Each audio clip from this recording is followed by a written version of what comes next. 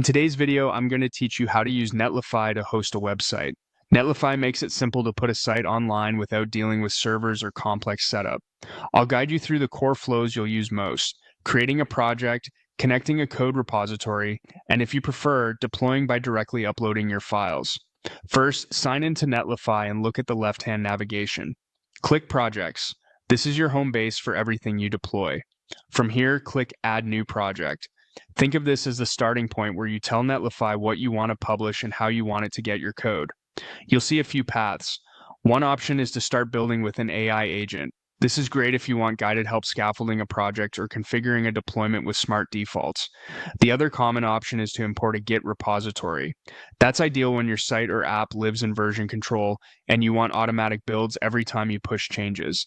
If you choose to import from Git, pick the provider where your code lives. You can click GitHub, GitLab, Bitbucket, or Azure DevOps. After selecting your provider, you'll typically be shown your repositories so you can choose the one you want to deploy. Netlify will scan the project and prepare the deployment for you.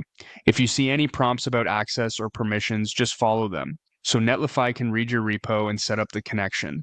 This workflow is popular because it keeps your site in sync with your code as you continue developing. Prefer to skip Git for now? No problem. You can upload your project files directly. Click the option to upload your project, then simply drag and drop your project folder, a zip file, or even a single HTML file to deploy instantly. If dragging and dropping isn't convenient, click, choose a folder, select the folder that contains your built site files, and then click Open. Netlify will package what you provided and start the deploy.